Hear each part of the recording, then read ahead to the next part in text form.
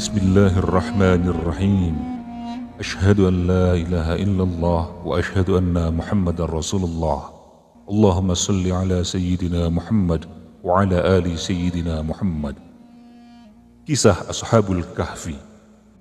Kisah Ashabul Kahfi adalah kisah yang menceritakan tentang 7 orang pemuda yang tertidur dengan sangat lelap, atau lebih tepatnya Allah tidurkan di dalam sebuah gua selama kurun waktu 309 tahun. Kisah ini terjadi sebelum masa Nabi Muhammad SAW. Para pemuda itu bersembunyi di dalam gua untuk melarikan diri dari kekejaman raja yang memimpin negerinya.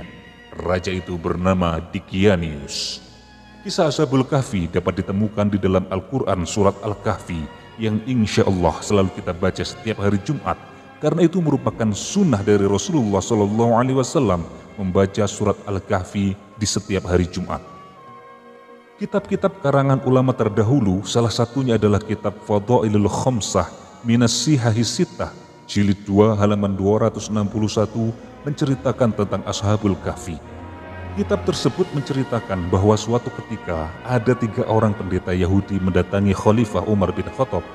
Mereka berkata, "Wahai Amirul Mukminin, kami bertiga akan menanyakan beberapa hal kepada Anda. Jika Anda dapat menjawab pertanyaan kami, maka kami bertiga akan masuk Islam seketika. Tetapi jika engkau tidak dapat menjawabnya, berarti Islam bukanlah agama yang benar, dan Muhammad bukanlah seorang Rasul utusan Tuhan." Menghadapi tantangan ketiga orang pendeta itu, Umar menjawab, "Baiklah wahai saudaraku, apa yang ingin kamu tanyakan?" Kemudian salah satu dari ketiga pendeta itu maju dan berkata, "Wahai Khalifah, dengarkan, kami ingin menanyakan kepada engkau beberapa hal yang jarang sekali orang ketahui. Pertanyaan pertama kami, kapan pintu surga itu dikunci? Pertanyaan kedua, kapan waktu pintu surga dibuka? Dan kemudian ketiga, beri nama kuburan yang bisa berjalan dengan penghuninya.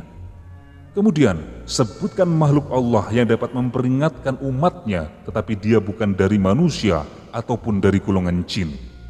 Coba sebutkan 5 makhluk Allah yang berjalan di bumi, tetapi tidak dilahirkan oleh ibu mereka. Dan kemudian coba jelaskan kepada kami kisah tentang seorang pemuda yang mempertahankan iman mereka dengan bersembunyi di dalam gua."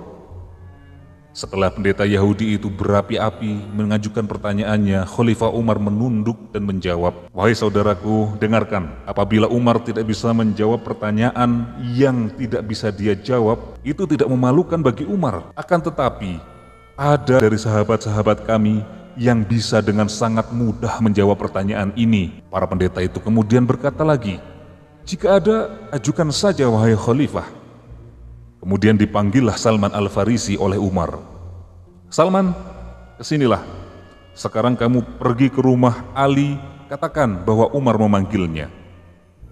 Maka Salman berlari ke tempat Ali bin Abi Thalib. Kemudian dia berkata, "Wahai Ali, Umar memanggilmu. Ada 3 orang pendeta Yahudi yang sedang mendebatnya." Mendengar itu, Ali langsung beranjak pergi ke tempat Umar bin Khattab yang waktu itu masih bersama 3 orang pendeta tadi. Ali berkata, "Wahai Amirul Mukminin, apakah ada tugas untuk saya?" Kemudian Umar menjawab, "Wahai Ali, 3 pendeta ini menanyakan beberapa hal. Jika kita dapat menjawab, mereka akan masuk Islam seketika. Tetapi jika kita tidak dapat menjawab, jangan katakan bahwa Muhammad adalah seorang Rasul dan Islam adalah agama yang benar." Ali terdiam dan kemudian melihat ke arah 3 orang pendeta tadi. "Wahai saudaraku, coba ulangi lagi pertanyaan kalian."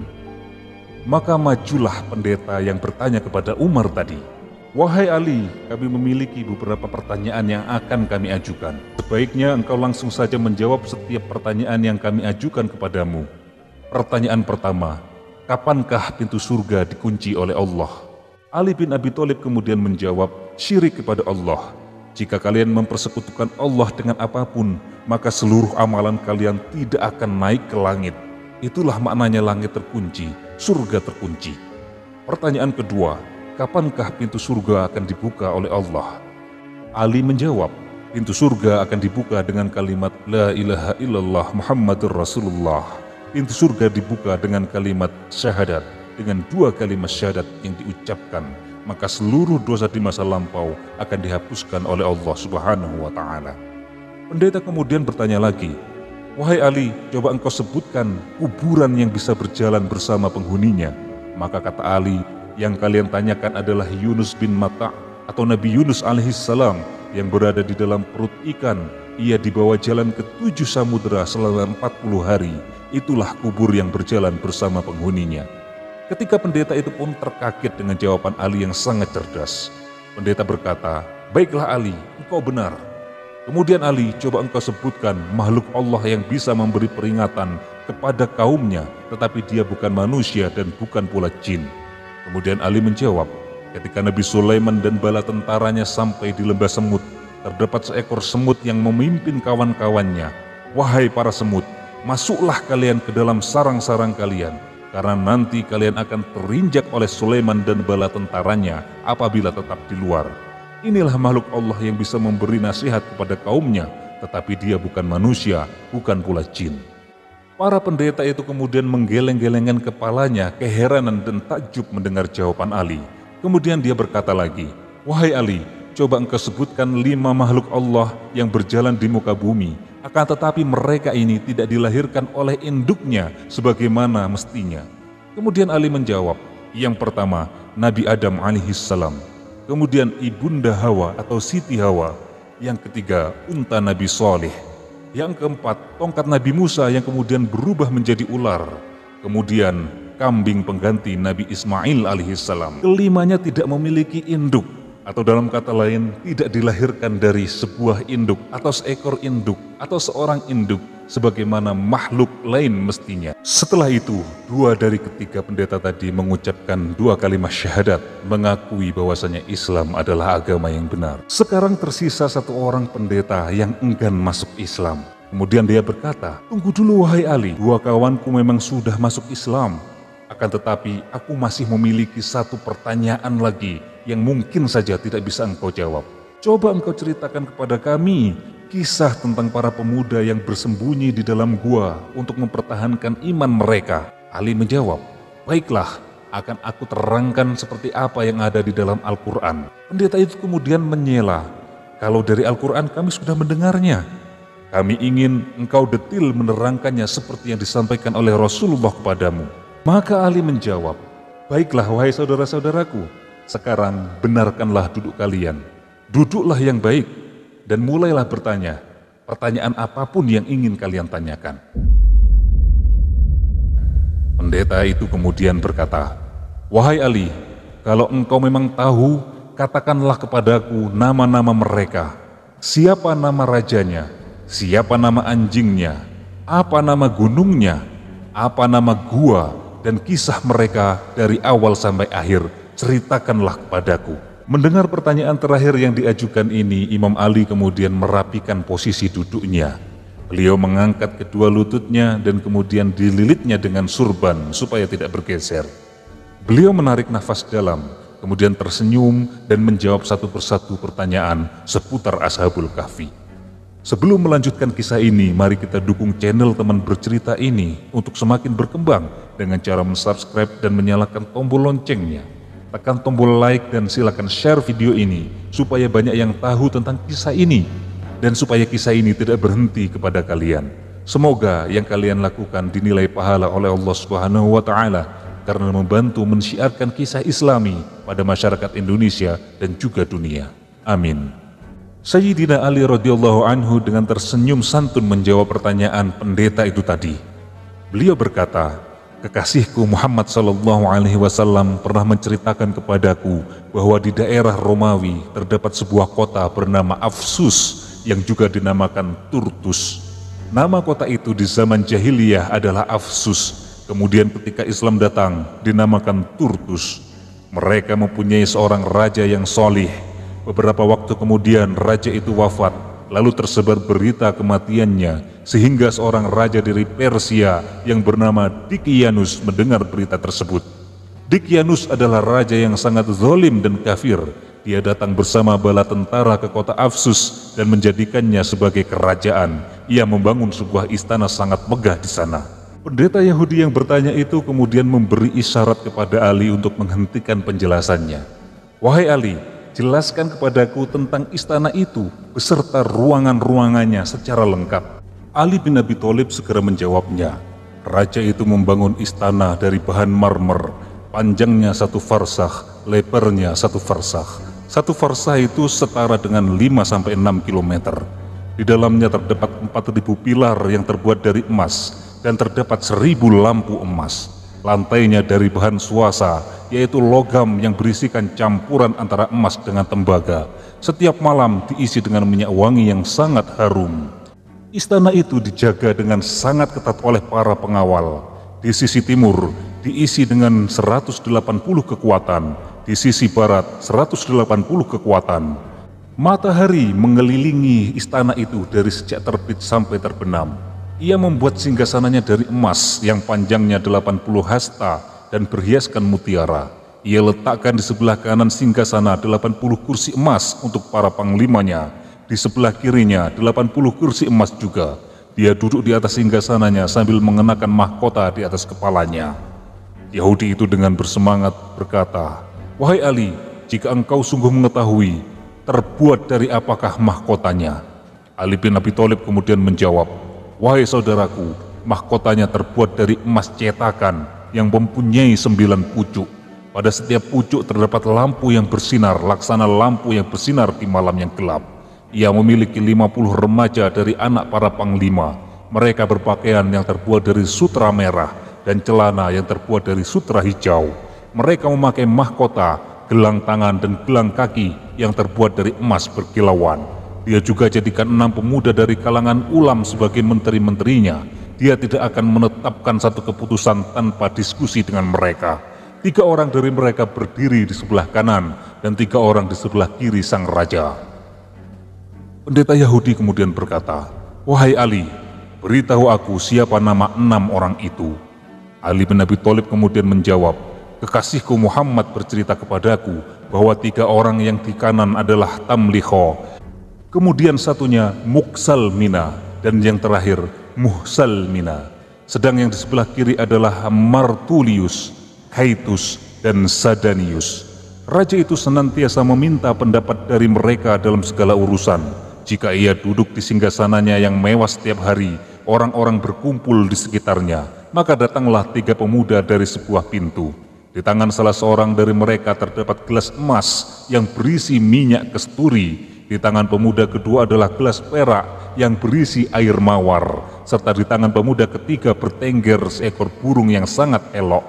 Jika yang satu berteriak, maka burung itu terbang menuju gelas yang berisi air mawar, lalu ia mandi dengan air mawar itu.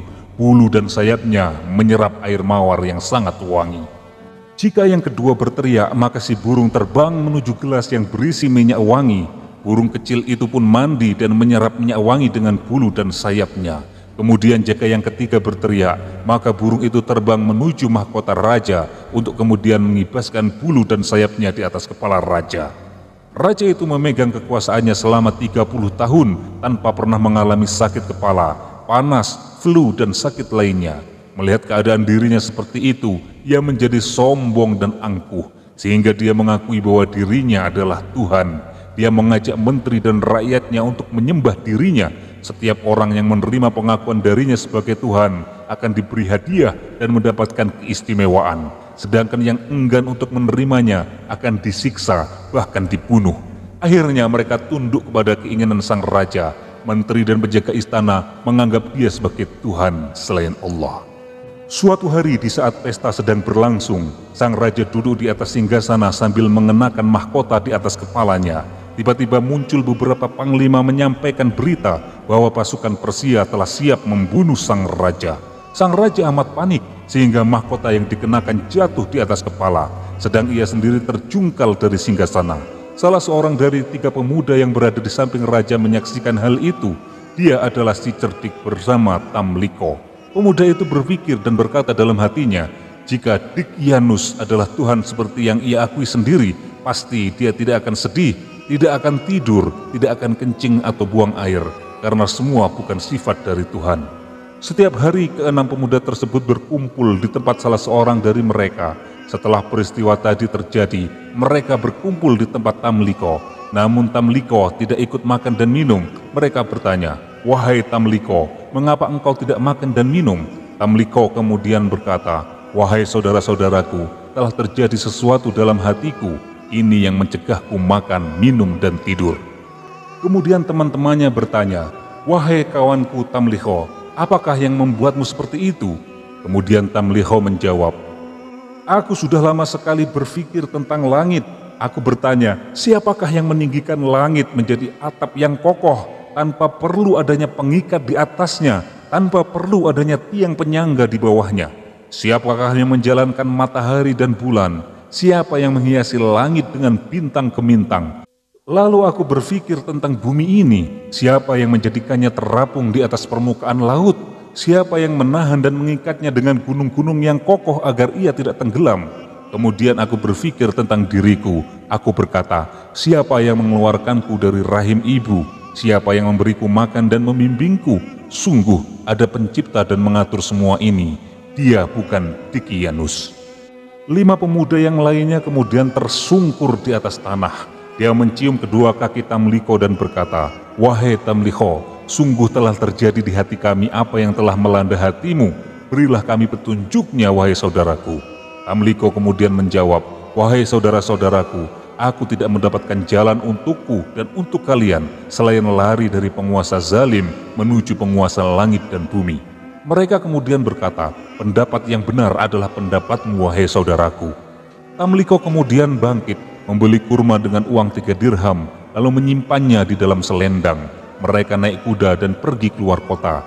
Setelah berjalan sejauh 3 mil dari kota, Tamliko berkata, "Wahai saudaraku, telah hilang dari kita raja dunia dan kekuasaannya.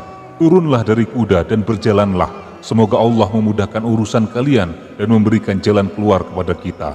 Mereka pun turun dari kuda dan berjalan kaki sejauh 7 farsakh sampai kaki mereka berdarah karena tidak terbiasa.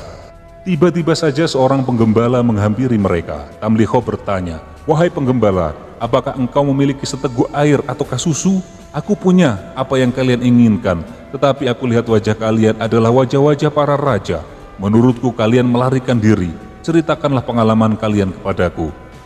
Kemudian mereka bercerita, "Kami memeluk agama yang melarang berbohong. Apakah kejujuran akan membuat kami selamat?" Maka mereka pun menceritakan apa yang mereka alami. Si penggembala langsung tersungkur mencium kaki mereka sambil berkata, "Sungguh terjadi di hatiku apa yang terjadi di hati kalian." Si penggembala meminta mereka menunggunya, sementara dia mengembalikan kambing-kambing kepada pemiliknya. Mereka menunggu si penggembala kembali, tetapi kali ini dia kembali dengan diikuti seekor anjing.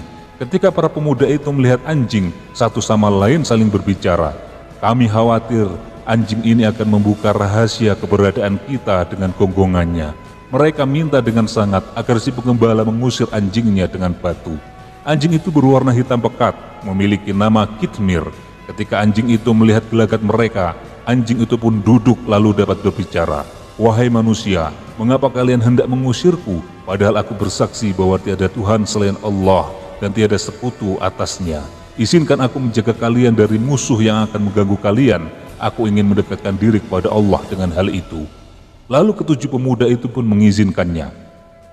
Mereka kemudian melanjutkan perjalanan. Sang penggembala mengajak para pemuda itu untuk menaiki gunung dan bersembunyi di dalam sebuah gua. Orang Yahudi berkata, "Wahai Ali, apa nama gunung itu dan apa nama gua itu?" Ali bin Abi Thalib kemudian menjawab, "Wahai saudaraku, nama gunung itu adalah Najlus dan nama gua itu adalah Wasit atau Khairam." Ali kemudian melanjutkan ceritanya. Ternyata di dalam gua itu terdapat beberapa pohon yang berbuah dan mata air yang bening. Mereka memakan buah-buahan dan meminum air tersebut. Ketika malam tiba, mereka masuk ke dalam gua, sedangkan anjing itu duduk di pintu gua sambil menjulurkan kedua kaki di depannya. Lalu Allah menyuruh malaikat maut untuk mencabut ruh mereka sementara waktu dan menugaskan 2 malaikat lainnya untuk menjaga dan mengurus setiap orang dari mereka. Kedua malaikat itu membolak-balikkan tubuh mereka ke kanan dan ke kiri supaya tidak membusuk. Allah mewahyukan kepada matahari agar pada saat terbit bercondong dari gua mereka ke sebelah kanan dan ketika terbenam menjauhi mereka ke sebelah kiri. Ketika Raja Dicyanus kembali dari upacara, ia bertanya tentang para pemuda di sisinya. Lalu dikatakan kepadanya bahwa mereka telah meyakini Tuhan selain Dicyanus. Mereka telah keluar dari istana dan melarikan diri darinya. Mendengar hal itu, maka raja pergi dengan 80.000 pasukan berkuda untuk mencari sang pemuda. Sampailah sang raja di sebuah gunung, dan ia sendiri yang naik ke atas gunung itu. Kemudian mendekati sebuah gua. Raja melihat para pemuda yang dicari tengah berbaring. Dia yakin para pemuda itu tengah tidur. Kemudian raja itu berkata kepada para anak buahnya, "Kalau aku hendak menyiksa mereka, aku tidak akan menyiksa lebih dari mereka menyiksa diri mereka sendiri. Datangkanlah kepadaku para tukang bangunan." Akhirnya mulut gua ditutup dengan batu-batu, dan sang raja berkata, "Katakanlah kepada mereka agar memohon kepada Tuhan mereka yang berada di langit. Jika benar ada, maka Tuhan mereka akan mengeluarkan para pemuda itu dari sini." Para pemuda tinggal dan tidur di dalam gua selama 309 tahun. Lalu Allah menghidupkan mereka kembali ketika matahari mulai terbit. Satu sama lain saling berkata, "Sungguh kami telah lalai dari ibadah kepada Allah. Mari kita pergi ke mata air." Ternyata mata air dan pohon-pohon telah kering. Salah seorang berkata, "Sungguh ini adalah hal yang sangat aneh. Bagaimana mungkin mata air seperti ini menjadi kering hanya dalam tempo 1 malam? Begitu juga dengan pohonnya." Lalu Allah membuat mereka merasa lapar. Salah seorang berkata, "Siapa di antara kita yang bisa pergi membawa uang ke kota untuk membeli sesuatu untuk kita makan? Hendaknya dia teliti, jangan sampai makanan itu bercampur dengan lemak babi, seperti tercantum dalam firman Allah. Maka utuslah dari kalian dengan membawa uang ini ke kota dan lihatlah makanan yang paling bersih, yaitu makanan yang halal dan enak untuk dimakan." Tamliho kemudian berkata, "Wahai saudara-saudaraku, aku saja yang beli makanan itu, tetapi wahai pengembala, berikan bajumu kepadaku dan kenakan bajuku ini." Tamliho kemudian mengenakan baju si pengembala dan berjalan melalui tempat-tempat yang tidak ia ketahui. Ternyata di atas pintu gerbang kota berkibar bendera hijau yang bertuliskan, "Tiada Tuhan selain Allah dan Isa adalah Ruhullah." Pemuda itu terpana melihat bendera itu dan mengusap-usap matanya seraya berkata, "Apakah aku sedang bermimpi?" Saat berlalu ia memasuki kota dan melewati sekelompok orang yang tengah membaca kitab Injil. Beberapa orang menyapanya hingga sampai ke pasar dan menemui seorang pedagang roti. Ia berkata, "Wahai tukang roti, apa nama kota ini?" Tukang roti itu kemudian menjawab, "Kota ini bernama Afsus." Ia menjawabnya dengan sangat ramah. "Siapakah rajamu?" tanya pengembala itu tadi. "Abdurrahman," jawabnya singkat. Tamliho berkata, "Jika Anda benar, sungguh yang kualami ini sangat aneh. Berikan padaku makanan seharga uang dirham ini." Uang dirham yang berlaku pada masa Tamliho berat dan besar, sehingga si tukang roti terheran-heran melihatnya. Si pendeta Yahudi yang mendengarkan cerita itu kemudian memberikan isyarat kepada Ali supaya diam. Dia bertanya lagi, "Wahai Ali, katakan kepadaku, berapa berat dirham itu?" Ali kemudian menjawab, "Wahai saudaraku, kekasihku Muhammad memberitahuku bahwa berat dirham itu 10 kali dari berat dirham saat ini." Ali kemudian melanjutkan, "Tukang roti berkata kepada Tamliho, 'Wahai anak muda, engkau telah mendapatkan harta karun. Berikan sebagian kepadaku, jika tidak, Anda akan kubawa kepada raja.'"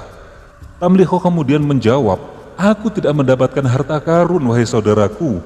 Dirham ini kuperoleh dari hasil menjual buah-buahan seharga 3 dirham 3 hari yang lalu. Aku keluar dari kota ini, sementara penghuninya sedang menyembah Raja Dikyanus." Penjual roti pun marah mendengarnya. "Tidakkah kamu senang mendapatkan harta karun?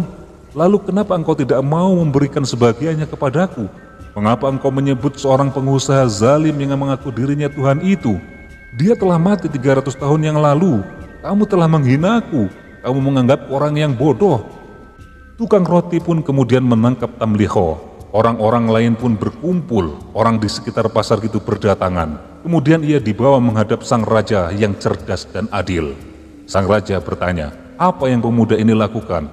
Mereka pun menjawab, "Orang ini telah mendapatkan harta karun yang mulia." Raja berkata, "Tenanglah, Nabi kita Isa alaihissalam membolehkan kita mengambil harta karun, tidak lebih dari 1/5-nya saja. Maka serahkan kepadaku 1/5 dari harta itu, setelah itu kamu dapat pergi dengan selamat." Tamliho berkata, "Wahai raja, lihatlah masalahku ini. Aku tidak mendapatkan harta karun, aku penduduk kota ini." Sang raja kemudian bertanya, "Kamu penduduk kota ini?" "Iya," jawab Tamliho. Raja bertanya, "Apakah kamu kenal seseorang di kota ini?" Tamliho kemudian menjawab, "Iya, aku sangat mengenalnya." Kemudian ia menyebutkan kira-kira 1000 nama orang, namun tak satu pun dari mereka yang dikenal oleh orang-orang yang berkumpul. Sang raja kemudian berkata lagi, "Hei, kami tidak pernah mengenal nama-nama itu. Mereka bukan penduduk zaman ini. Apa kamu punya rumah di kota ini?" Tamliho menjawab, "Iya, wahai paduka yang mulia, utuslah seorang bersamaku."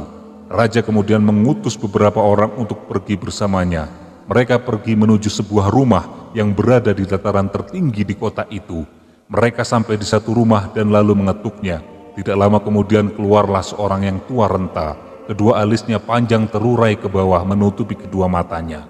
Pengawal berkata, "Pemuda ini mengaku bahwa ini adalah rumahnya." Orang tua itu marah dan menoleh kepada Tamliho. "Siapa namamu?" Kemudian Tamliho menjawab, "Namaku Tamliho bin Filsin." Jawab Tamliho. "Ulangi lagi." "Tamliho bin Filsin."